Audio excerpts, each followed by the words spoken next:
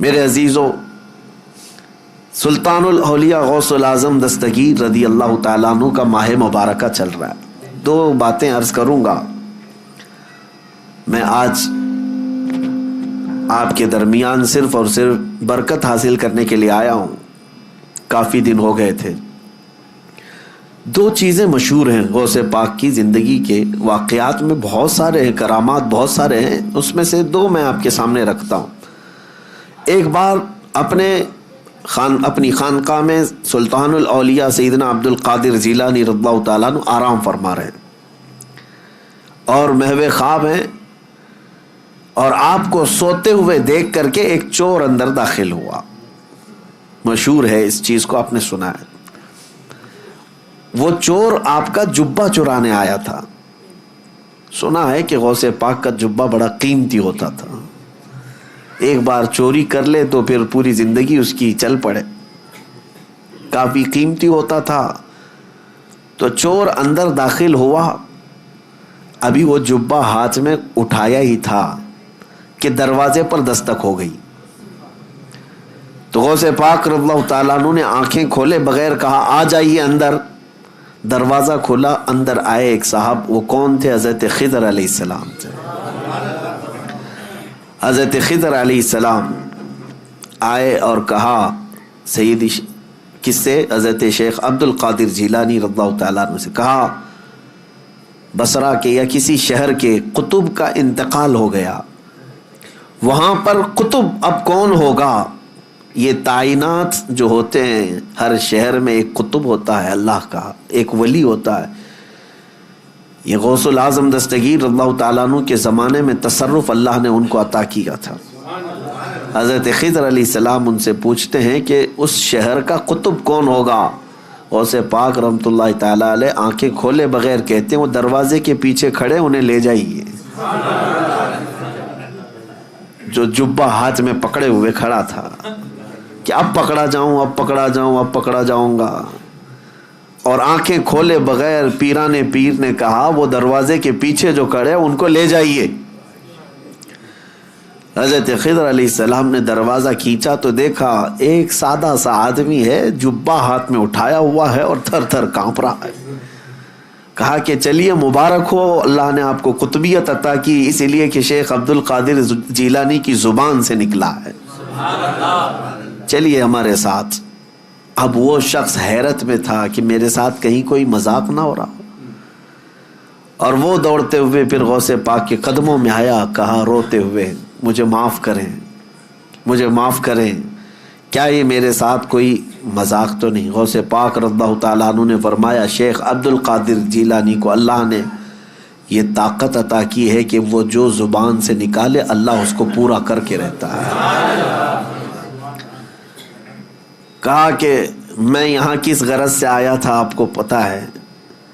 میرے ہاتھ میں آپ کا اٹھایا ہوا جبہ تھا. غوث پاک رضی اللہ تعالیٰ عنہ نے فرمایا سب ہمیں پتا ہے، اور ہم چاہتے ہیں کہ تمہارے اس منصب کو، تمہاری اس ڈیوٹی کو بدل کر کے دوسری ڈیوٹی دے دی جائے. اب یہ واقعہ تو ہم نے سنا، کئی مرتبہ سنا، لیکن ایک بزرگ سے میں نے سنا اور انہوں نے یہ بیان فرمایا اور کہا کہ بیٹا آپ جانتے ہو چوری کرنے والے کو تو سزا دی جاتی ہے، اسلام سزا دیتا ہے، اور یہاں وہ جبہ ہاتھ میں لے کر چرایا ہوا آدمی رنگے ہاتھوں پکڑا گیا. سزا دیتے ہاتھ کاٹتے ہیں، اور اس کو بجائے اس کے کہ صرف معاف کر کے چھوڑتے پھر قطبیت کا مقام بھی دے دیا.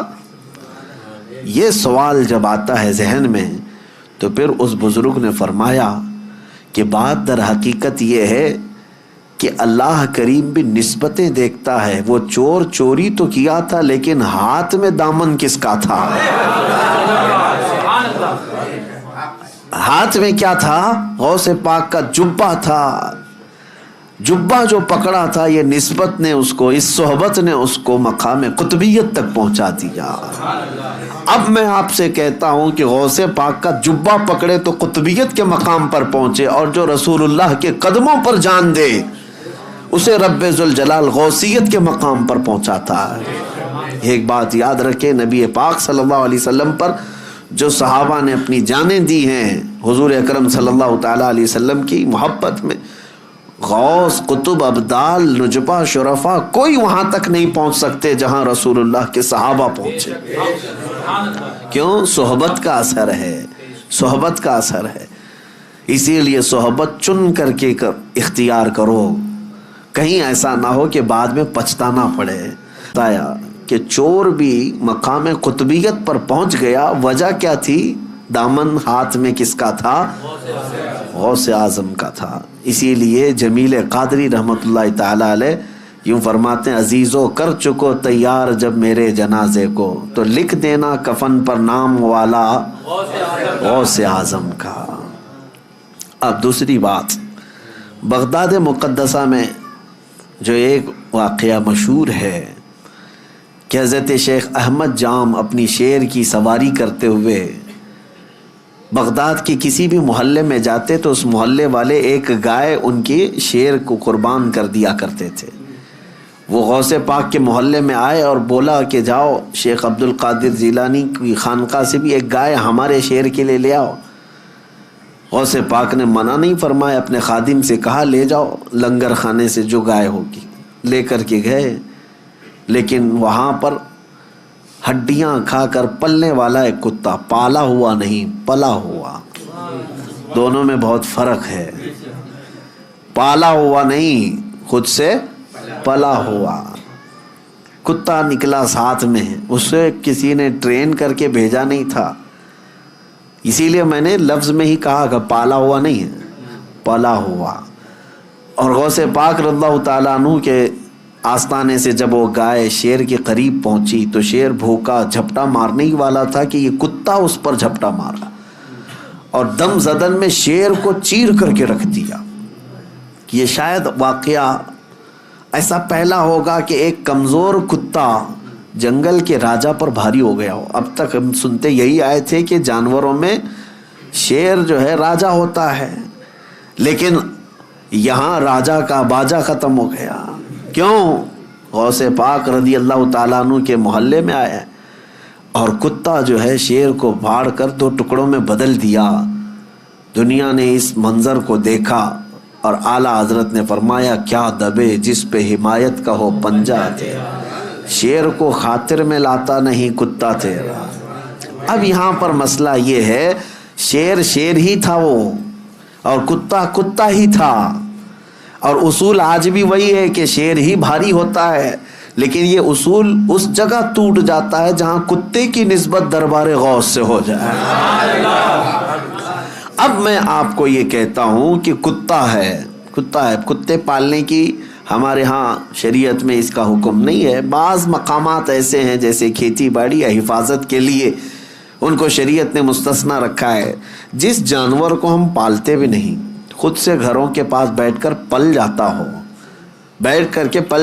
ہو، اس کتے کا حال یہ ہے کہ دربار غوث کے سائے میں بیٹھا کرتا تھا، غوث پاک کے آستانے کے سائے میں بیٹھا کرتا تھا، اور طاقت کا حال یہ ہے کہ جنگل کے راجا کو بھی پھاڑ کے رکھ سکتا ہے. یہ صحبت کا اثر ہے، یہ صحبت کا اثر ہے.